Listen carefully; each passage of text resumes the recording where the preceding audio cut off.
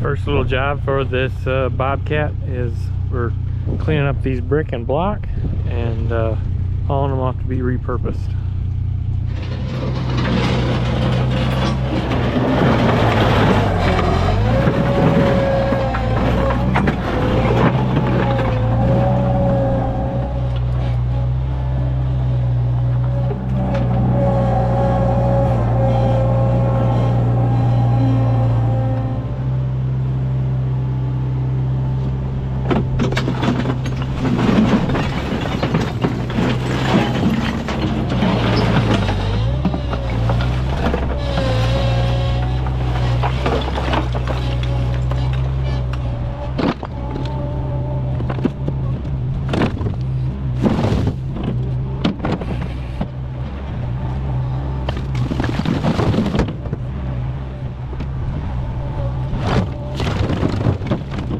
Well, I ended up getting this all cleaned up. Sure looks a lot better now. Don't mind this little burn pile, but all that block and brick is cleaned up, and Bobcat performed flawlessly. No complaints. Ended up being almost 2 loads, more than I thought. Well, I got some new parts here for this. We got these lower Bobcat bushings and pins for the arms. Got some new grip tape. Got some new blocks and some bushings for the bottom of the Bobcat pins. So let's put that together. These lower pins, to take them out, you back the bolt out a couple turns and then drive the bolt in, and it breaks the taper loose.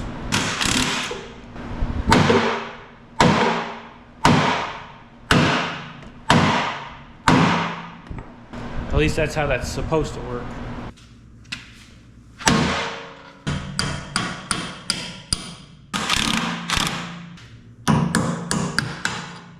Okay, these pins are slid back into the bushings here, so I should just be able to pick the arms up and pull the pins out and see how bad the bushings are. Hopefully the bushings aren't completely shot.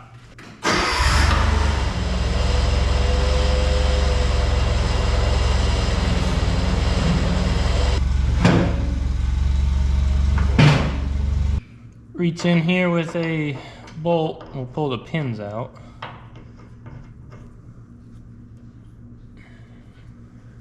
That pin's got a significant amount of wear. We're looking at these bushings inside. It's right on the ragged edge of wearing through, but we caught it just in time.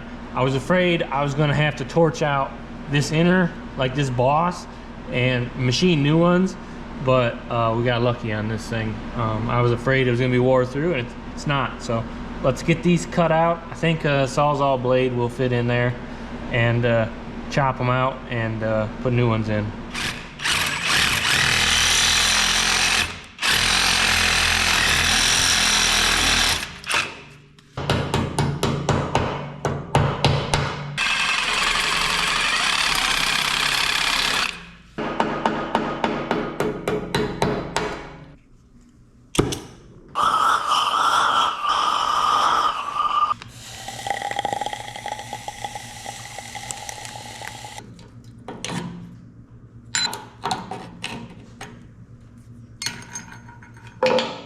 I got the bores all cleaned up. I'm just gonna heat them up, and I got the bushings in a freezer, and I just wanna make sure they slide in there all right. Just add a little heat, make sure everything goes together all right.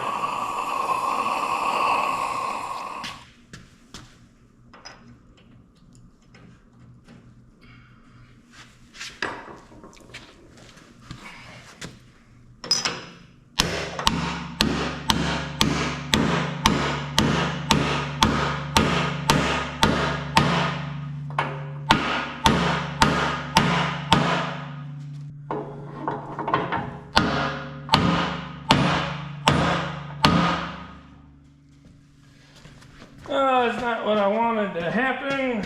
Well, a couple hundred hammer swings later, and I got these all the way in, and they both stopped about the same amount outside of the on the boss here, and that's kind of my fault. I should have checked.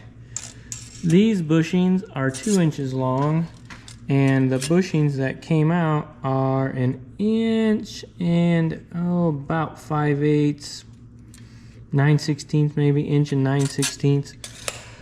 So now I've got to grind that inside out because it jumped up in the other bore and is too big. So pay attention, don't be like me. Well, this was a nice little lesson. Always pay attention to your parts, and when something doesn't go together the way it should, step back and take a look at it. I was gonna check the sizes on these bushings, but I already had the new ones in the freezer and I didn't want to pull them out. So I said, well, they're probably the same. Well, they probably weren't. And I spent an hour grinding out the inside of the very bottom part of that bushing so I can get that pin to fit. Lesson learned. I'll probably think about that next time. While I've got this up here where it's accessible, these pins have side-to-side slop, and these two holes right here, these little guides fit in. So I gotta pull this out, put these in.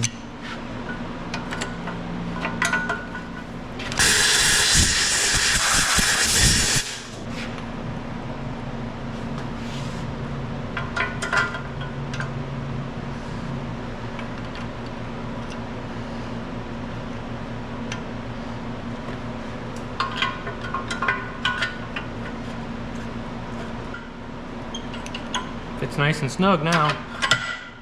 Let's see if I can get this thing wrestled up in here.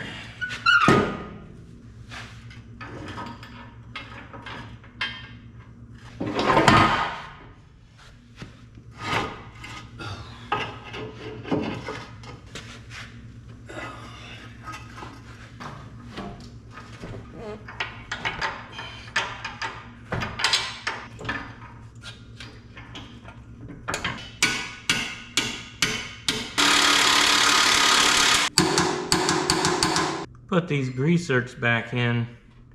I got a feeling that these are a big part of why these didn't get grease, because this cavity is empty like this far. So you got to put like a quarter, half tube of grease in here before you even get grease out the pin. So you could put 4 pumps of grease in there and, you know, regularly, and it would never get to the pin. So I gotta make sure I grease them well.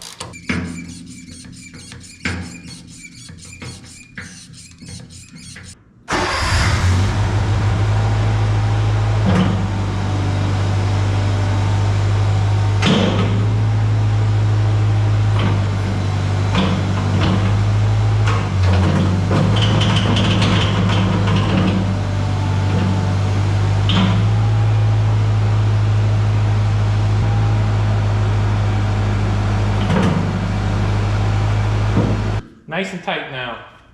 Grease out to the ends, that should last a long time. Keep an eye on those and probably retorque them after I run it for a little while. Before I run this thing too hard, I want to check the timing belt and make sure it's in good shape.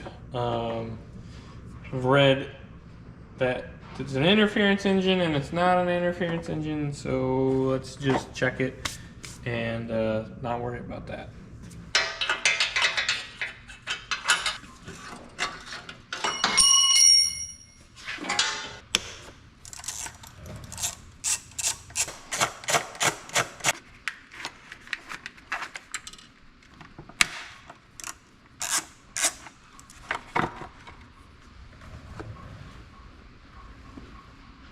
Don't look that bad.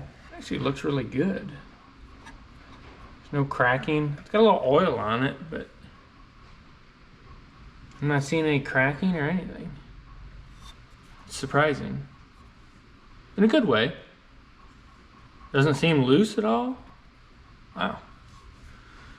Clean that back up and put it back together.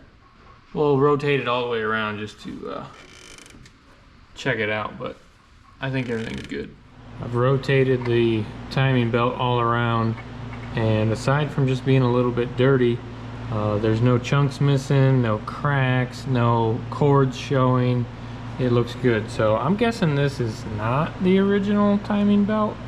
I would think it would show some wear by now, but it looks good to me. The tension is supposed to be within like a ½ inch of this, a little under a half, and the deflection looks good. So I'm gonna leave that alone. You can adjust the tension. There's some adjustments behind these two holes. You pop loose and you can adjust it. The governor belt and the alternator belt are much rougher looking, so I'm going to replace those while I've got this apart. It's simple enough to do, cheap little belts, so I'll pull those off and get some matched up. Got some new belts here.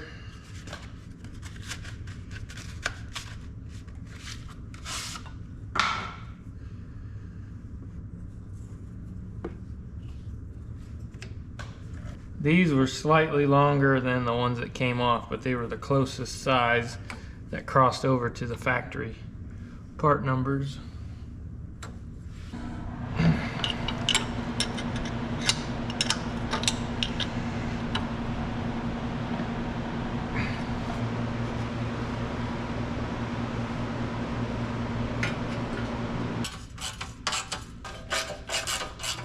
The governor on these has its own oil, and you just pull this back plug out, and if nothing runs out, you add some to the top.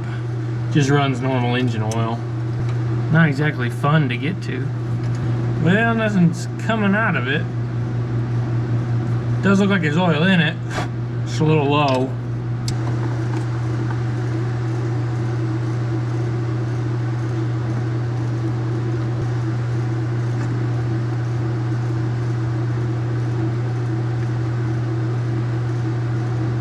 Oh, there you go.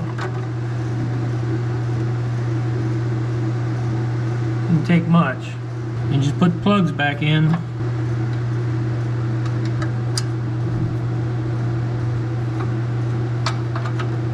Going through the manual, there is a coupler between the engine and the pumps that has 2 greasers. And you gotta pop the cab up to get to them. I would try to stick the camera in there, but I can barely get my hands in here. I could see how this could get neglected. Luckily the joint, it doesn't seem to have any play in it.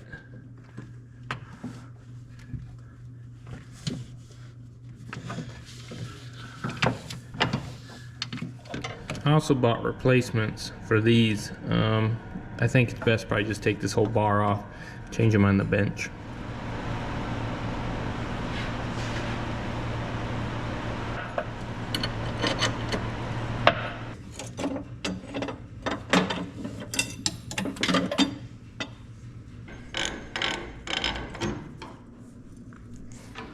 So I just drive that pin through is all it takes.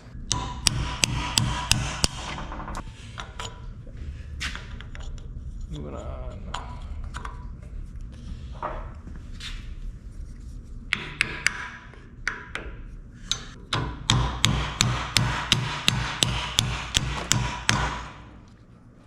Perfect.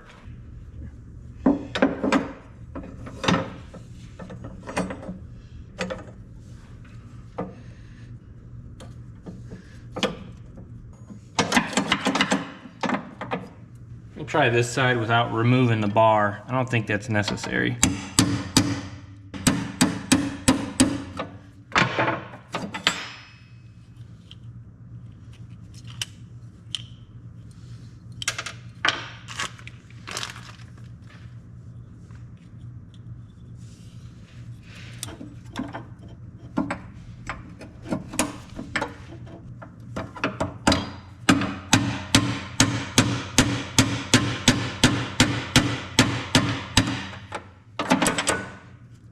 Didn't have to take that off at all.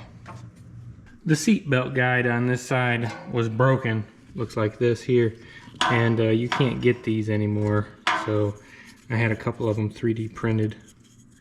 It should work.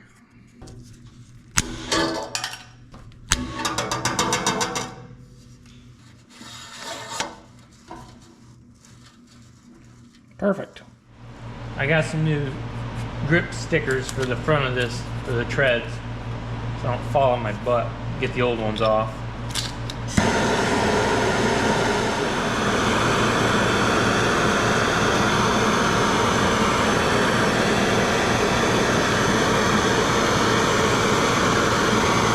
Got all the gunk off and it cleaned up.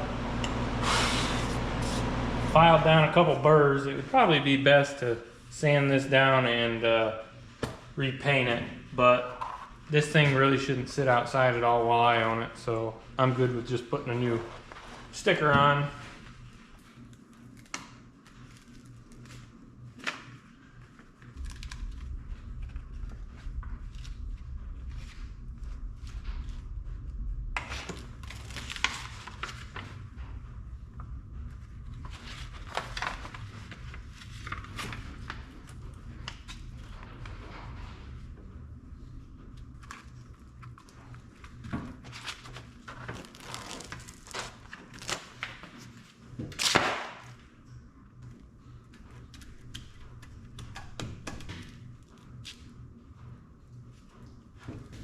That looks nice.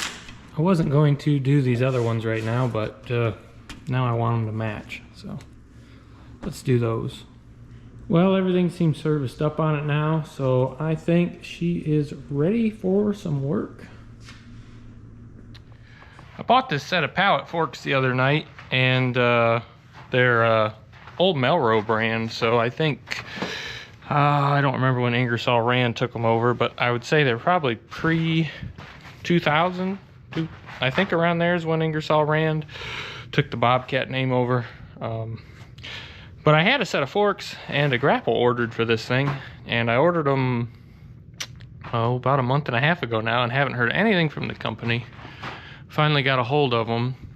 They were pretty difficult to get a hold of, and they said, oh, it'll be another 4 to 6 weeks at least. So I didn't really want to wait that long, so we found these on Marketplace, but they're really nice forks. This is a 1/2 inch top bar, tapered back to fit the fork.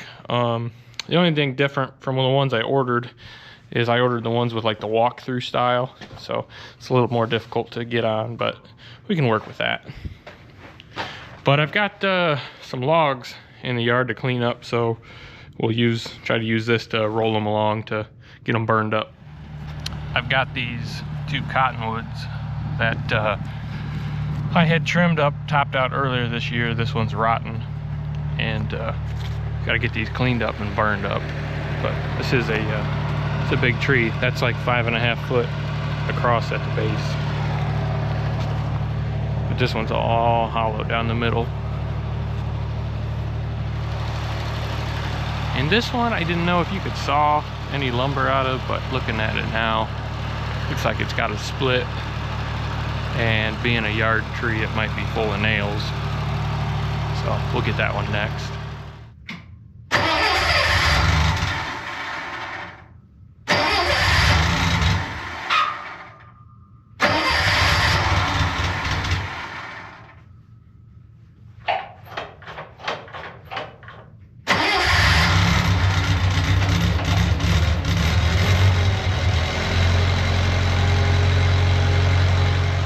Pretty cold out, I don't know, under 20 degrees, so we'll let this warm up a while.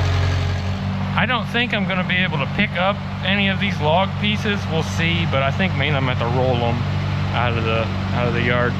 But we'll set you up so you can at least watch.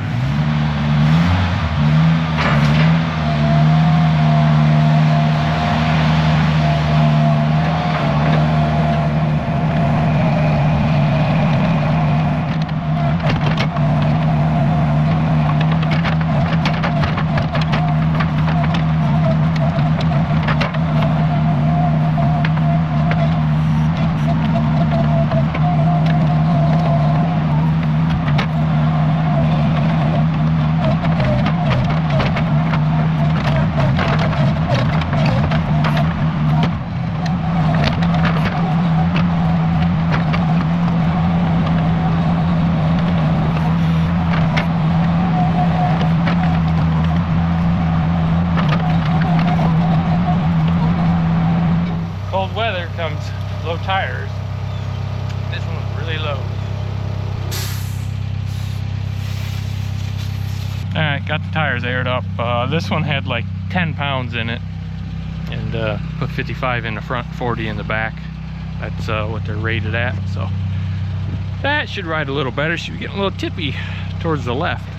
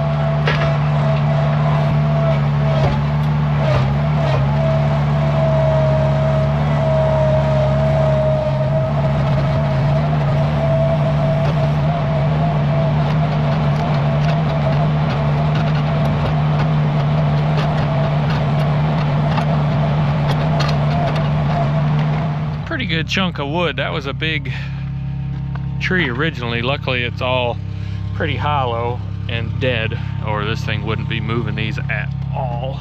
Pretty happy with that thing. Moved these way more effortlessly than my loader tractor would have.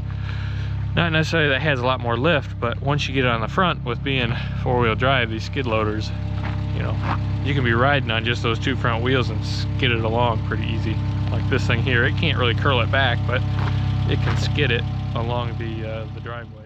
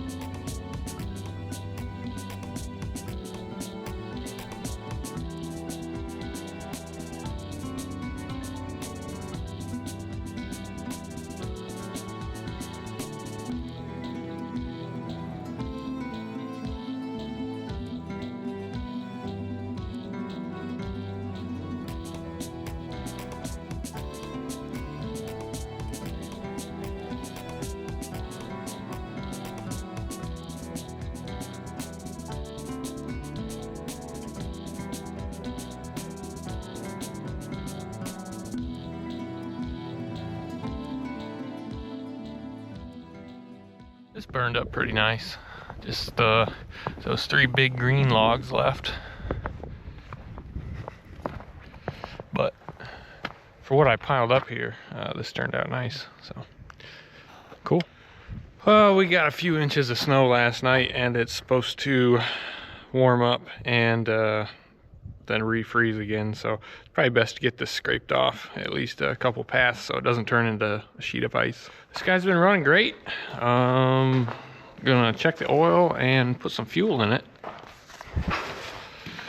Burned through about a tank of fuel already, which I think a tank of fuel in like 17 hours or something, so it's doing pretty good. Looks like we are right up on oil, so using no oil. It's been running great. I'm super happy with it, so that's awesome.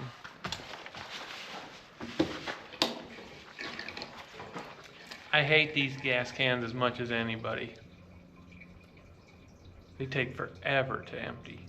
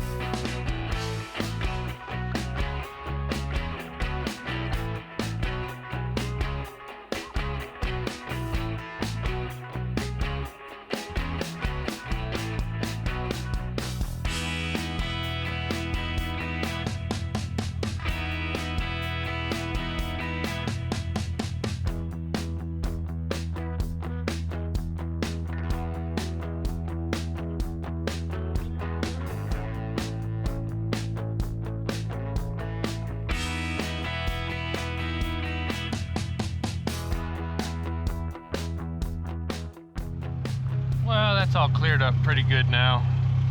The rest of it will probably melt in a week anyways. This little thing works pretty good. Sure beats a shovel.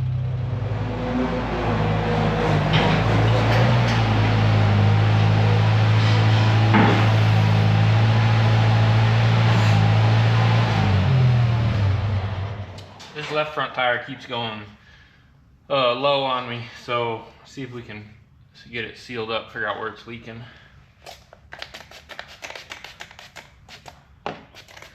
Just soapy water.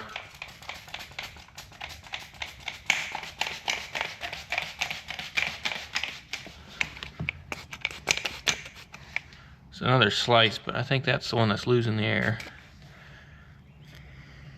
All right, we'll get a plug. That won't be bad.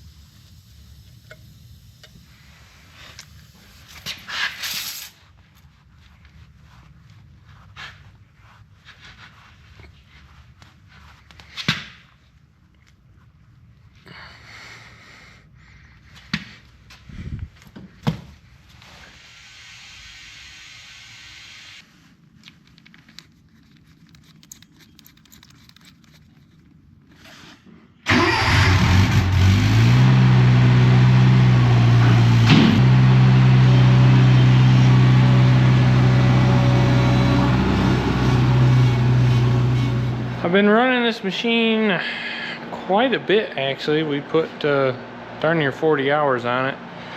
Moving snow, moving dirt, digging some asphalt, stone, moving rocks, moving trees, all kinds of stuff. And it's been doing great. But I got two problems that I need to address with it. It's creeping again, and enough that I think it's you know, just a touch where you can put the brake on and stop it, it's okay. But it's kind of lugging the engine a little bit with the brake on, so need to readjust those linkages again. And the front, the bucket, it was kind of like this when I bought it. I don't know if I made it worse or not, but it's got that kind of curve to it. And scraping on this asphalt driveway is actually wearing the center out quicker than the edges. So I'm going to see if I can clamp this to the table with a port of power in the middle and straighten that cutting edge back out.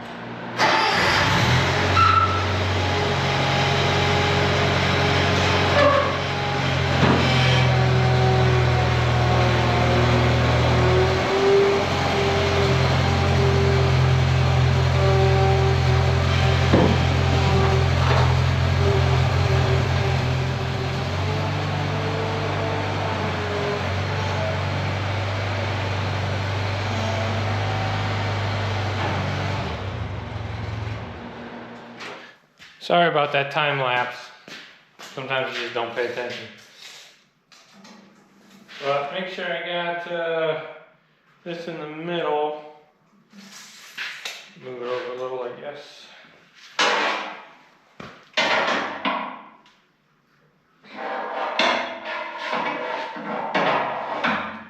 The idea is we're just holding the ends and bringing this back up. We're going to overbend it slightly.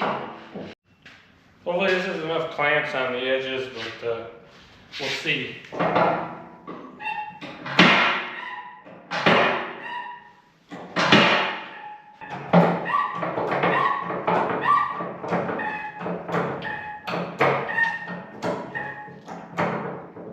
Got my table flexing a little bit.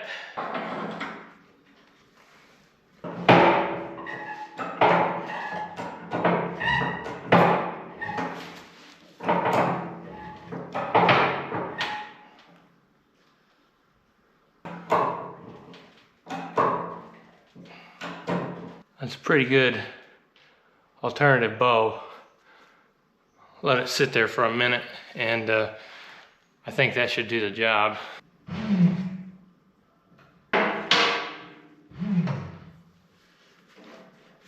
Wow, it didn't do anything. Holy cow, that's crazy. That didn't get it. Let me go farther. And we're flexing it the other way quite a bit. We'll go one higher, I guess. And I really don't want to bow it any more than that.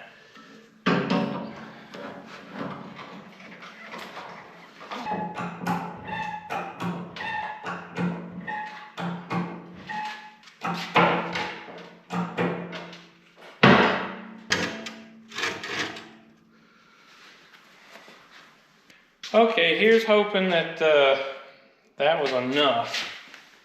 Let's take this thing back down. Okay, moment of truth. We should be able to retract this cylinder and have plenty of space above it. It didn't freaking budge, man.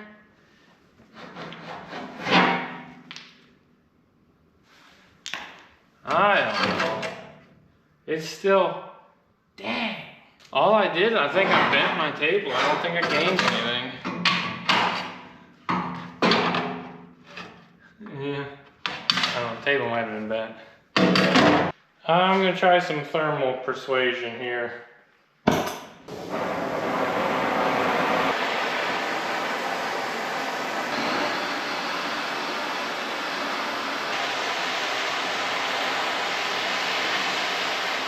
I've got the creeping pretty well adjusted out of this thing. I can't get it 100%. I think it's just wear and some of the bushings and stuff. won't let it get quite tight enough. It seems to do, it's better than it was, and we were fighting those nylon like washers before, and one of them was jumped on the wrong side of this arm here, and that's still what was going on. And I was able to heat it up and pry it under and twist it around to where it belongs. I tried to take this piece off, but it seems like unless you want to pull the whole arms off, you're not going to get that out of there. So just heated it up and pried it over, and then heated it up and straightened it where it needed to be again, and it worked out. It's really cramped in there. I'd show you. This thing's been sitting here. It's cooled off now. It's been here for like an hour. It's pushed up 1 3/4 inches past the center line. I heated this entire length of weld, not to like red hot, but to 300 plus degrees, and well, warmer than that actually, but just ambient. When I was done, I was seeing 300 to 400 on some stuff. Hoping this holds. If it doesn't, honestly, it is what it is. We're not going to get the bow out of it. I mean, this is a pretty serious piece of metal, so, well, a lot that we're fighting.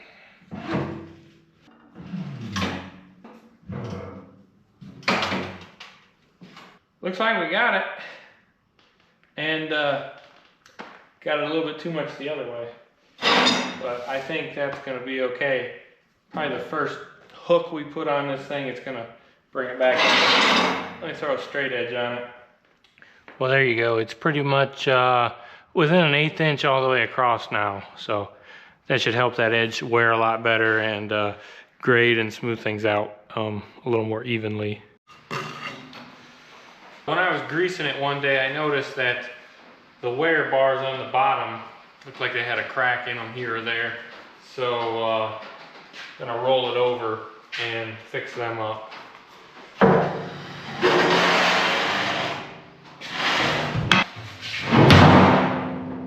We've got a crack right here, which it looks like it's been like that since it was brand new. There's like 0 penetration to this weld. So blow this out and draw that piece of the sheeting back to the cutting edge.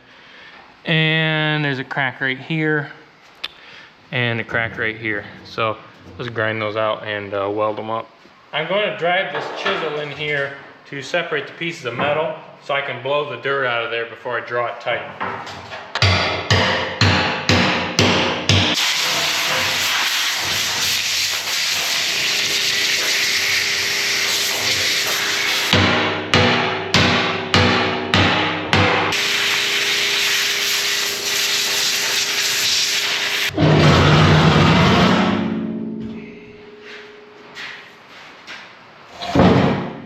I couldn't really get a good clamp right here, so I'm going to have to beat this back down with a sledgehammer.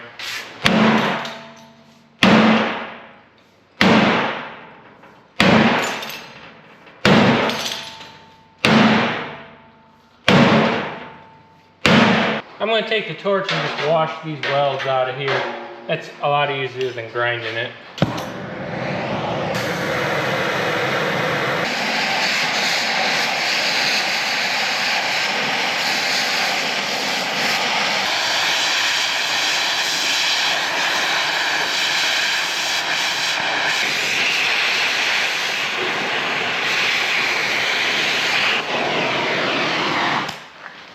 Okay, these are washed out now. We got it down to the root of the weld, and we can just touch them up with the grinder now and fill them back in. That really seems to be the only thing majorly wrong with this bucket. The rest of it's pretty solid yet. It's a little bit, I don't know, a little bit weak in the middle, but it'll be fine for what it's used for.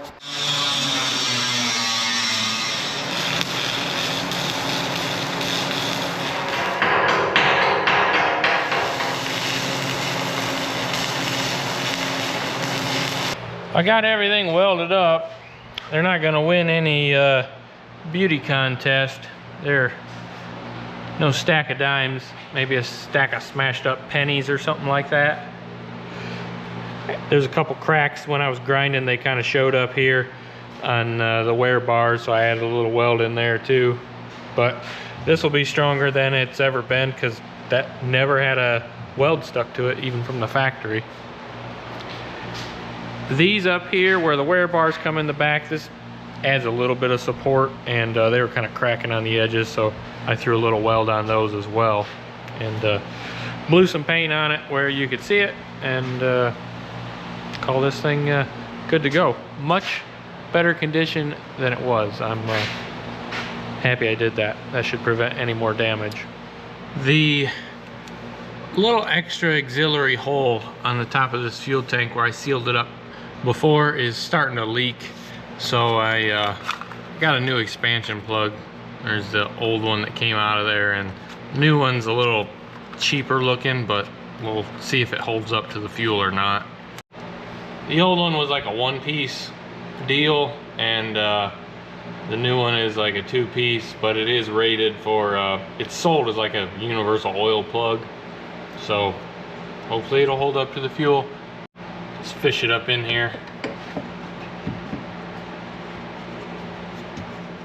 It's not great, but it should work.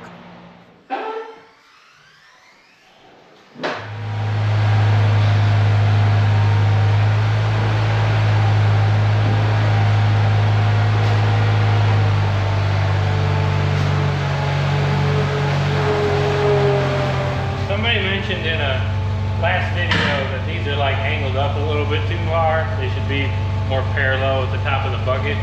They do smack up here if they get hit, but they actually stick up and they get hit with like limbs coming by. I think they just pried them open sometime and the latches froze up. I'm just going to kind of beat them back lower.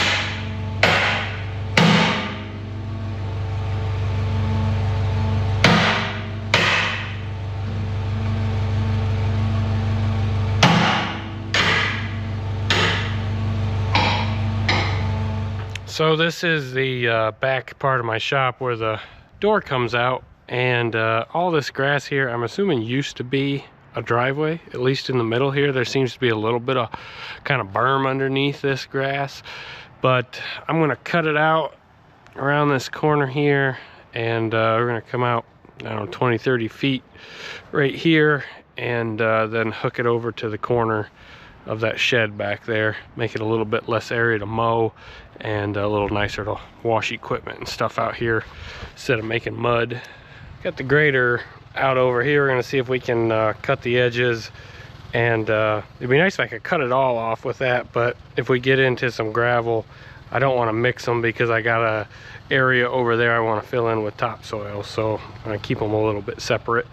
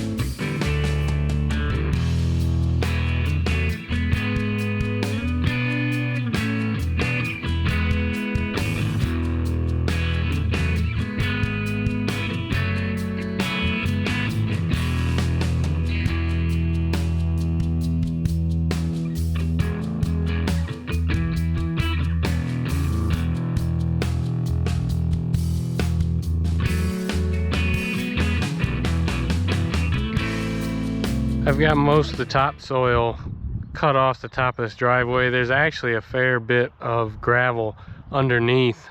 There's a probably 20-foot wide section that kind of flares out here to the left, and I do want to cut a little bit more dirt out of it, but I want to get this topsoil out of the way while it's not mixed with all that gravel. So I'm going to take that skid loader and clean that up.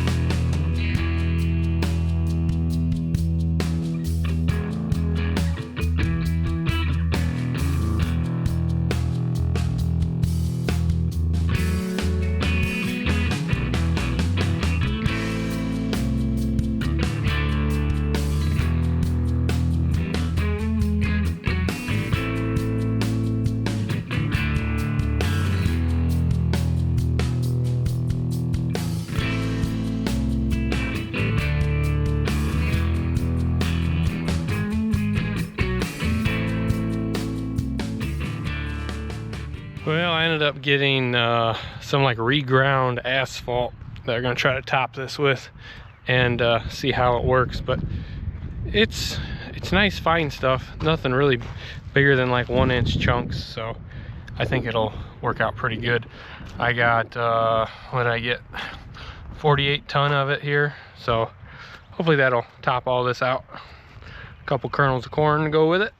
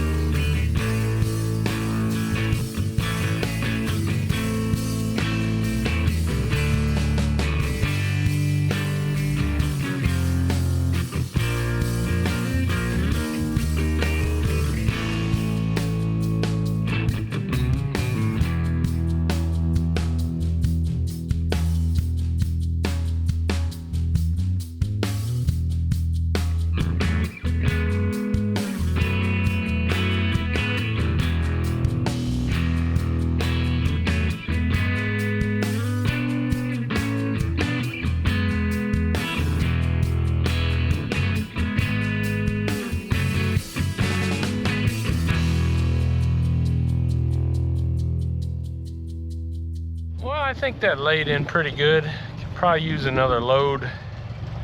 or two, I wouldn't even mind topping this all back here with this stuff.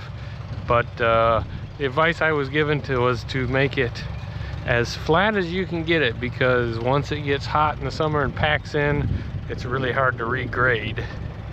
So I'm happy with it. Looks nice, and it was less than half the price of 57s, and I think it's going to lock in and stay in place a lot better. The little 642B has been doing great, so couldn't be any happier with that.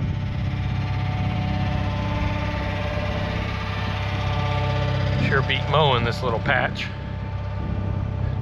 Now we get to spray weeds in it.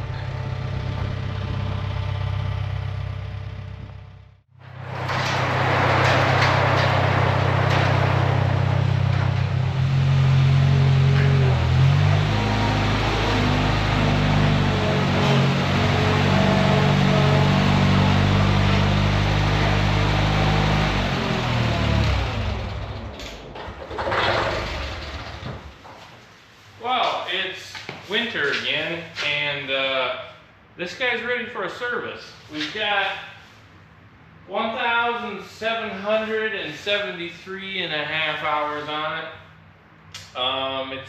They recommend an oil change on them every 50 hours, so we're 23 hours over that. So been kind of running a little rough once in a while. I think it needs a set of points probably, so I got a ignition tune up, I got oil filters, all that good stuff, so put it on here.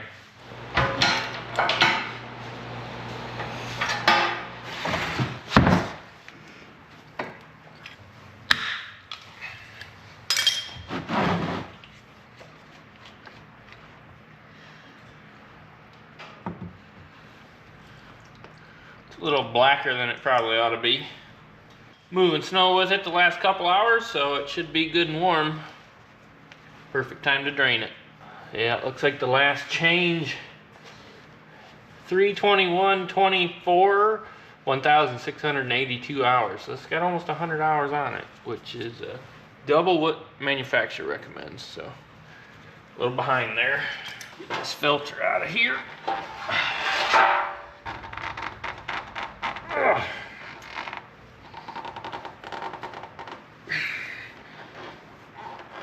Of course, world's strongest man had to put it on there.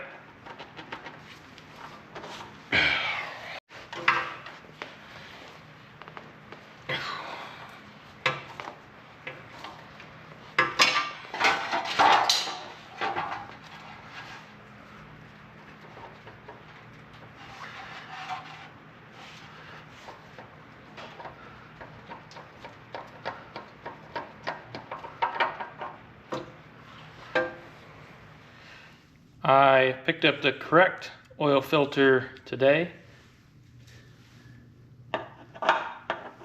That fits in there a little nicer.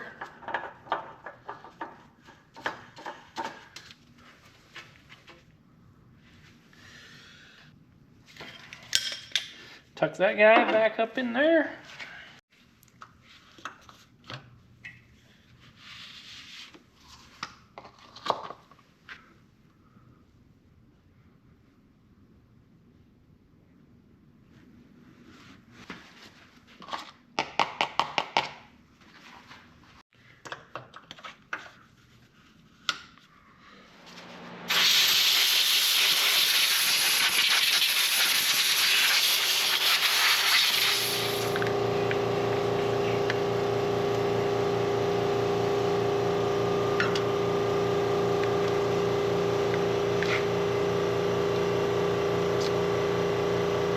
Yeah, this cap, I think it's been on here quite a while. You can see how it's getting, those contacts are starting to wear at the edges, and there's getting some corrosion in there and stuff, so we'll change that out. The rotor, kind of the same deal. Looks like it's been cleaned a few times. I don't know, I might have cleaned this when we got it. And the points, they're burnt. They're really pitted. So yeah, let's just let's get all this out of here and we'll change it out.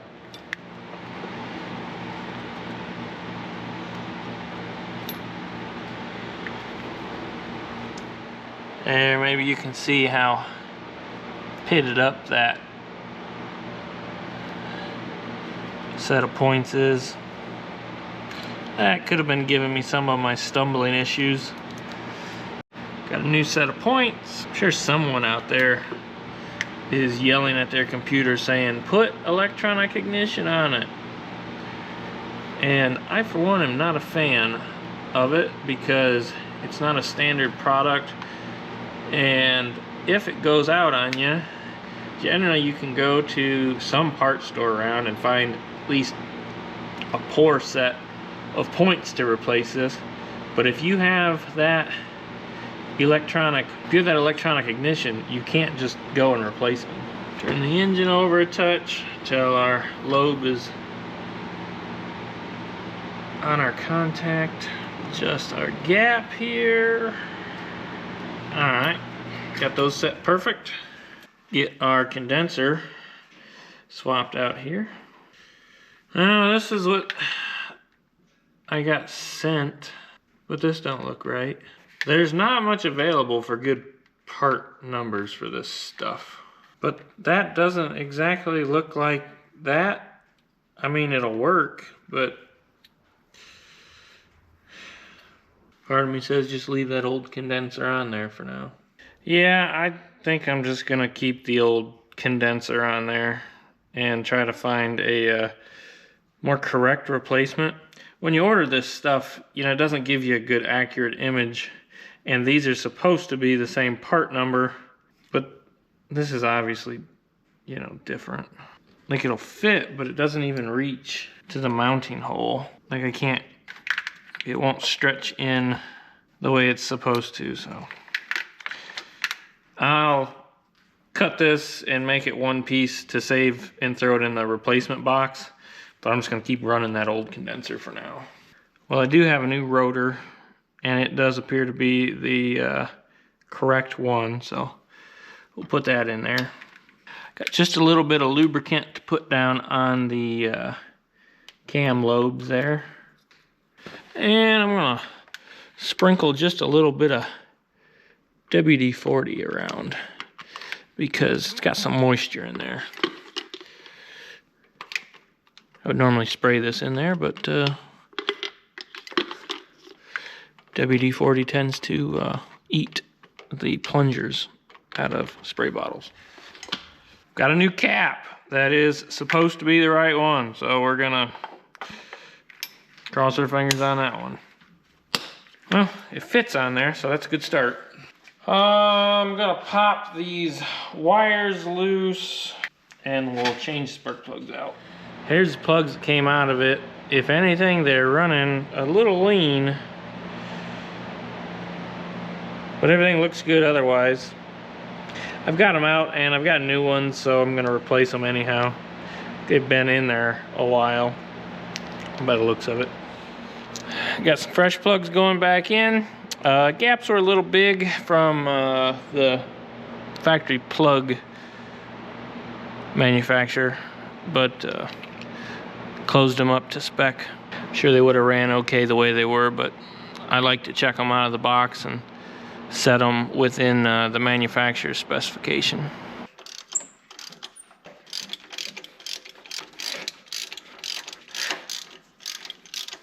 Start with the easy one on the plug wires.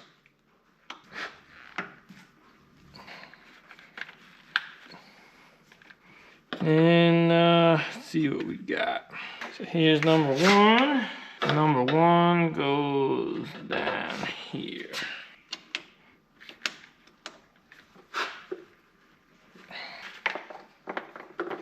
Well, there we go. Got this all buttoned up here. Wires are routed decent. Plugs are in. Wires are all where they belong. Ended up keeping that old condenser on there. Well, I'll have that other one as a spare if we need it. I do have another one of these resistors, just because they're known to sometimes cause issues.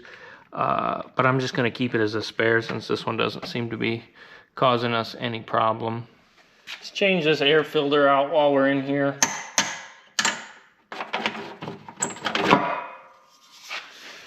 It's like 11/1/18 was the last time it was changed. Got a little dust. It's done some dusty work this summer.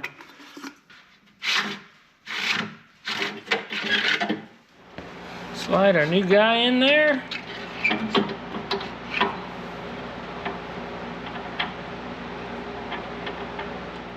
Write our new dates and our hours. Got the air filter closed up, topped off our coolant. It was just a touch low, and we got our ignition tune-up recorded in our maintenance manual. I'm gonna fire it up and we'll see how smooth it runs with that fresh tune-up.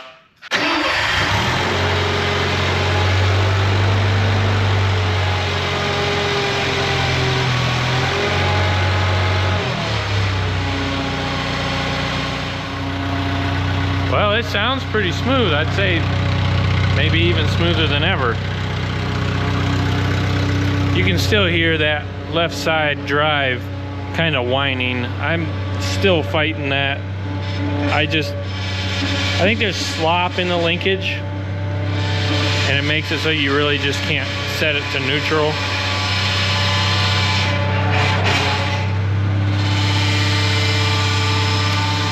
Anyhow, one other thing while I've got it in the shop here servicing it, I'm going to check this hydraulic relief pressure, and we can just do it in one of these lines up front here. But it just doesn't seem to have the what I would consider breakout force or even lifting force that I think it should have. So let's check that out.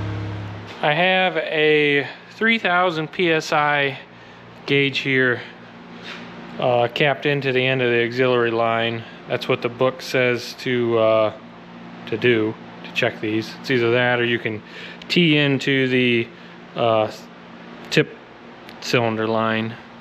Per the manual, the pressure we're looking for here is 1800 to 1950. They suggest to use a flow meter deal that they have available from the factory, but I don't have that, and I'm not worried about the flow as much as I'm worried about the pressure itself, so we're just looking for this. Keep an eye on our needle as I run the auxiliary control valve.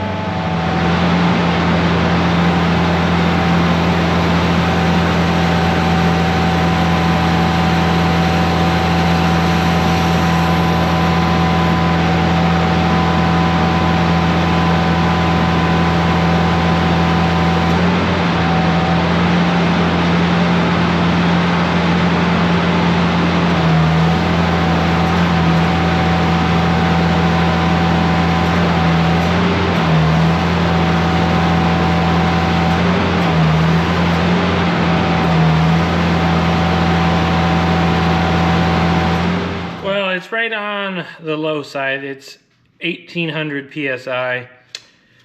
I'm gonna bump it up 150 just because it seems to be kind of weak. I don't think it'll hurt anything. I'd rather be on the upper end. But I'm going to lift the cab up here and let's adjust that relief valve. Just bump it up 150 psi. It'll make a little bit of difference, and I'm guessing that pressure may crack a little lower when it's good and hot. So we'll just put it on the high end of the spec.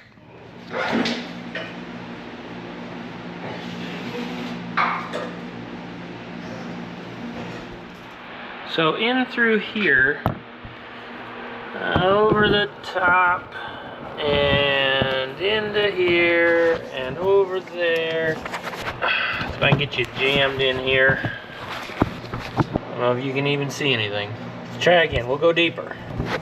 Okay. You're upside down, you're over, you're under. Now you're up. Now you can kind of see something. So this right here is our main relief valve.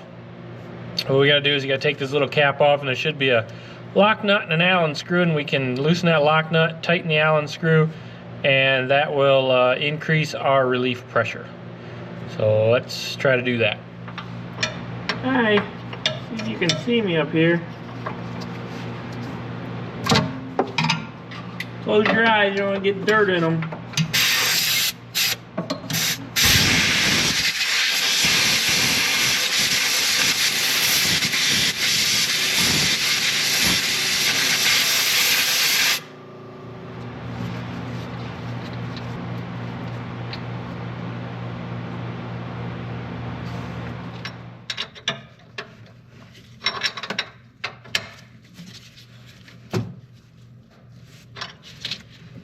Okay, that guy's loose.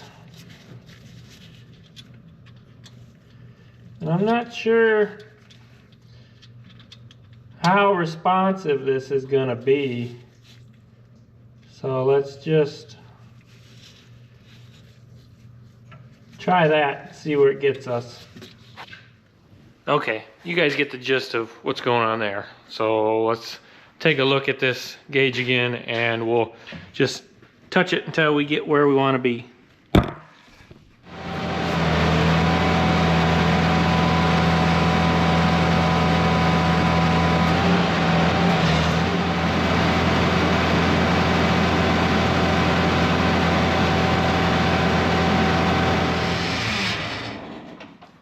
All right, there we go. We're right at 1950. So I will tighten that lock nut back down and reinstall the cap. After I tighten the lock nut, I'll verify that the pressure is still the same, so it didn't bump it, but we're right at the top of the limit. I don't know if it'll make a difference, but maybe it makes me feel better. Did some miscellaneous maintenance while I was in here. I was able to get that whining to quit a little better. I was able to take a punch and a hammer, and with those bolts tightened on the little lever stops, I was able to kind of really fine tune and take more of the slack out of there. I'm not saying it's perfect, but it's better than it's been yet.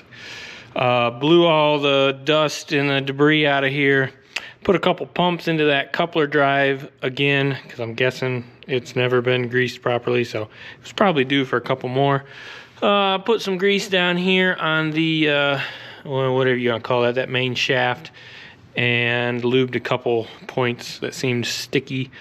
But we should be good under here.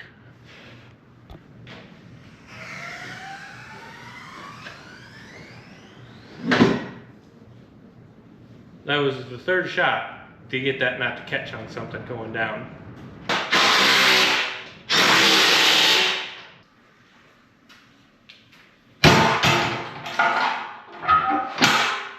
Well, let's see if that adjustment to the hydraulic relief valve did any good. I've got some trees I'm kind of cleaning up right now, and a grapple that is probably really too heavy for this machine out there to use. So if we can move those branches and trunks around a little bit, I think it's made a difference.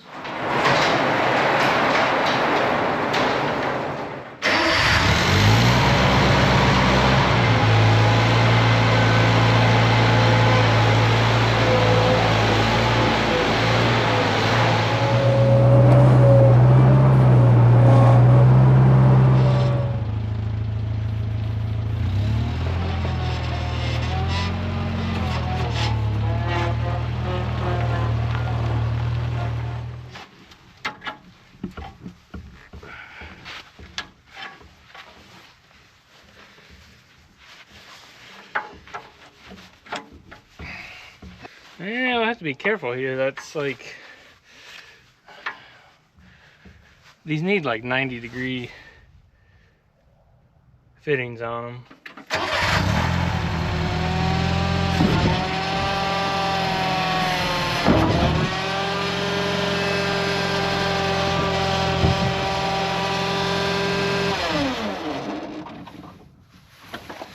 Yeah, we're gonna have to figure that out.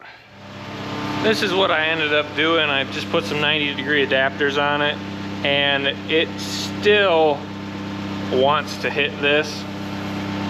You could gain a little bit more if you just did like an ORB to a 90, You know, it would probably only put you out to there, and that might clear it. But I think long-term use, if you use these or anything, you'd want to like put like a 45-degree up or 90s or something back here. This placement with this grapple is not ideal, but this is not something that I own. It's not permanently going to be used with this thing, so I'm just going to be careful and we'll use it like this. But that whole length of hose, you got to be careful because it's pulling it all the way out, so you can't really even tie it up.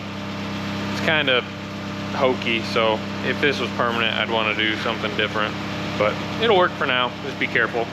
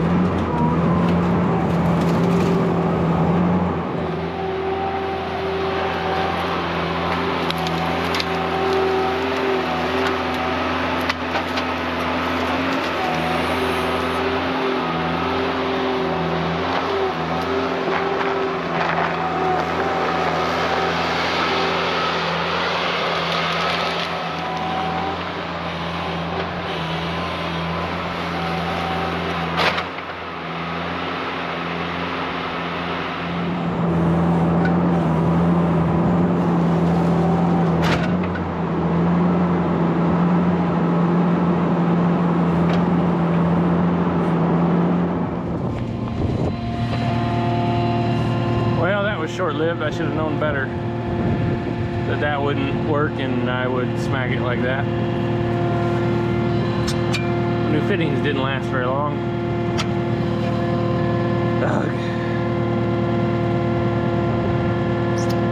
Okay, well, plan B or C or D or whatever we're on. I don't have any better adapters to make this work.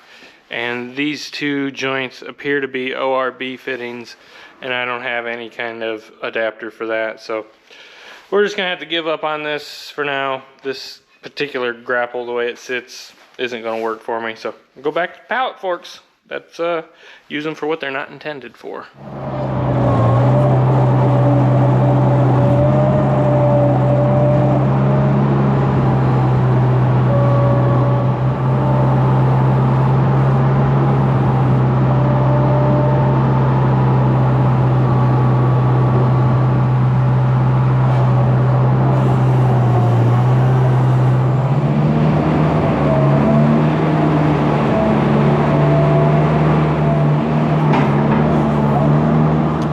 Sure if I had shown these yet. They are another set of forks I picked up, and I really only got them because they're like the heaviest duty set of pallet forks for a skid loader that I've ever seen built.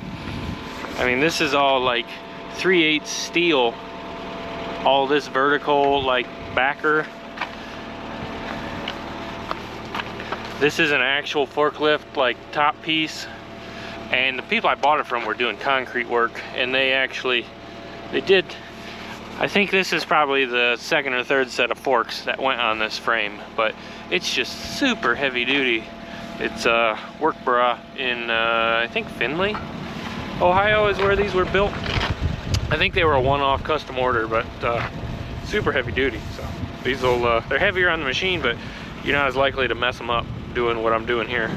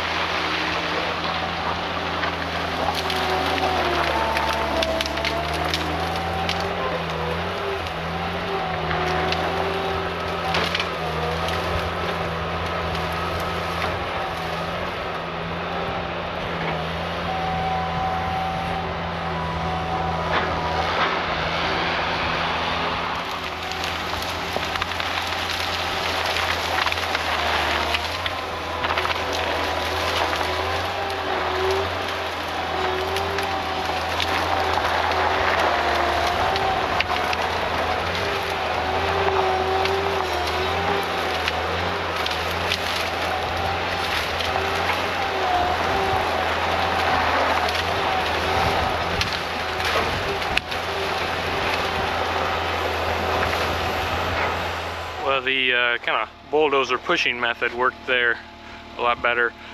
That adjustment of the hydraulic pressure, just that couple hundred psi, is made a huge difference. This thing would normally, like, you go to like push up into that pile and try to pack it in there, and it would not lift before. It would just, you know, it would hit that relief valve and kick out. And it's got way more lifting power now. I wouldn't have thought you would have got that from just a couple hundred psi, but it made a huge difference. So I'm gonna finish this up, and then we gotta clean up a few things with the bucket from the mess I made with clearing snow with my grader.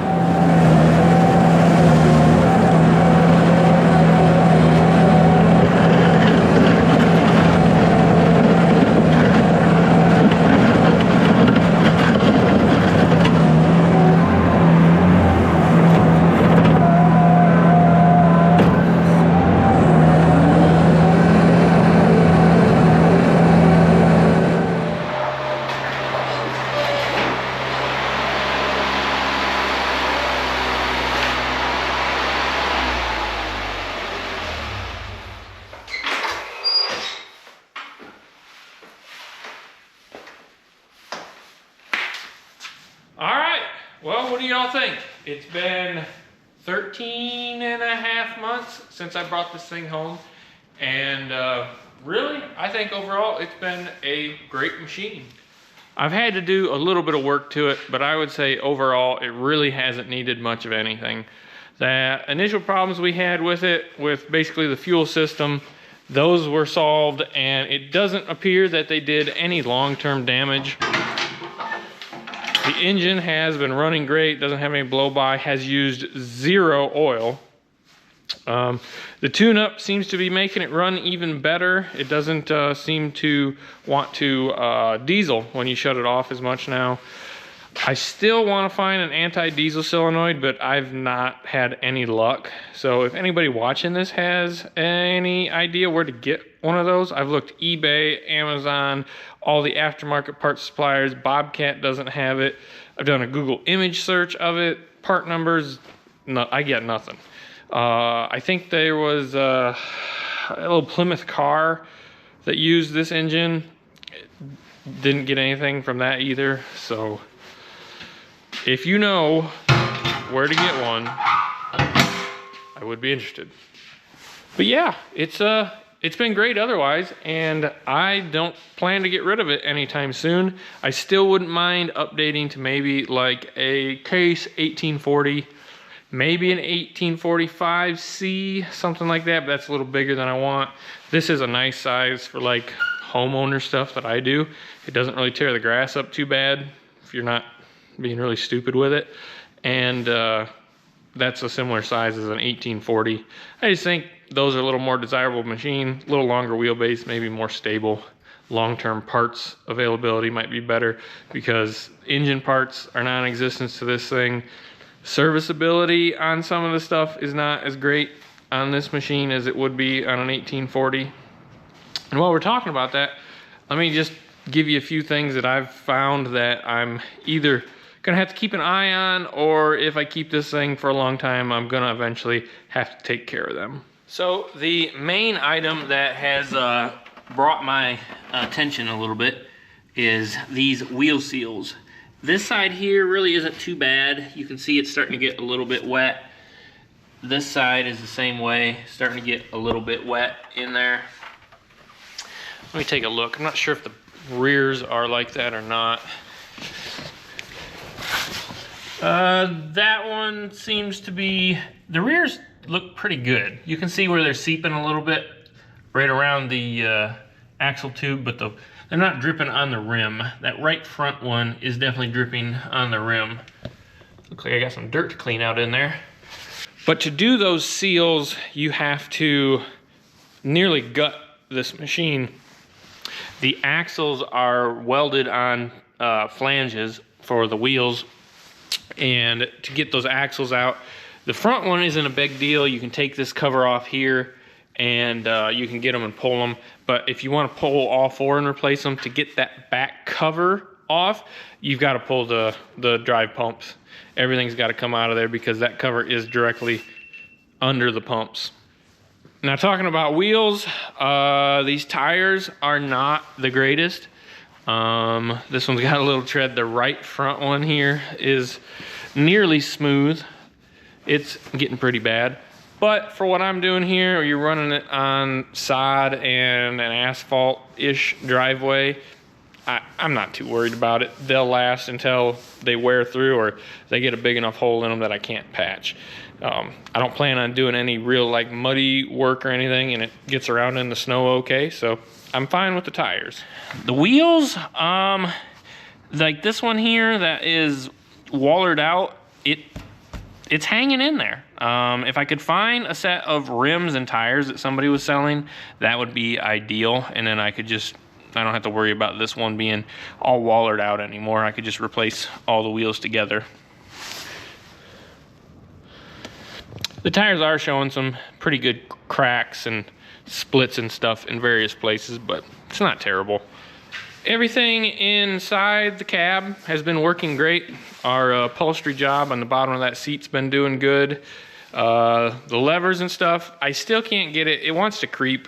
I can't get it to not creep. And I don't know if I'm not messing with the adjustments properly, but I've got it to where it's about as good as you're gonna get. So the levers and stuff, they got a little slop in them, but it is what it is. And the creeping, I just set the parking brake, it works. So we're good to go.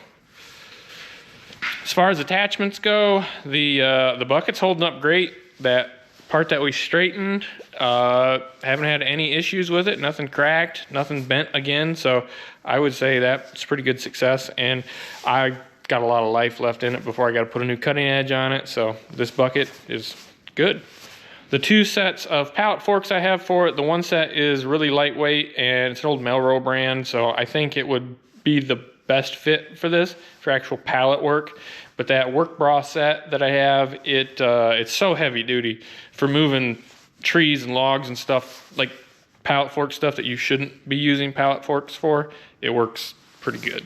Does limit the machine capacity a little bit because they are like twice the weight of the Melrose forks, but that's okay.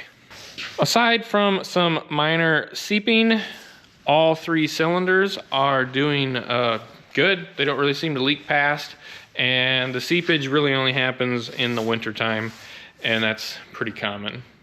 I think I'm pretty good as far as long-term maintenance here on the engine. Everything runs quiet and smooth. Don't really seem to have any issues. Should maybe replace that wooden battery mount. I don't know. It's fine. There is a minor leak up in here. Kind of see how it's wet down there on the bottom. It's coming out of one of those spool valve covers. I'm guessing if I just replace the seals on the cover, it would take care of that. So I might want to do that because in the winter months, it definitely leaks a little more. In the summertime, not a big issue. So honestly, it doesn't really need much of anything. If I sold this today, somebody could go put it on a job site and run it 40 hours a week. I wouldn't have any issue with that. Everything seems strong and seems to be holding up well. So with all that being said, hopefully this was an interesting video to you. It's been just a little over a year with this machine. I kind of wanted to do something like this because it didn't need a whole lot of work, but trying to mix in some action shots in there, doing some projects with it. There were several things that we did with it that I didn't get on camera just because it was a Sunday afternoon thing, and it's a lot of work to film and stuff. So it's nice just to get the work done. But yeah, I hope it was enjoyable to everyone. If you like this, I'd appreciate you if you could give a thumbs up on the video and leave a comment. It definitely helps the channel. Appreciate that. And if you like stuff like this, or even a lot older than this, we've got stuff from the 1930s through the 1960s, some revivals, working on stuff. If you're not already subscribed, check out the channel, and if you enjoy the content, subscribe. I appreciate it. So yeah, I'm gonna end this video here, and I appreciate you all watching, and we'll see you on the next one.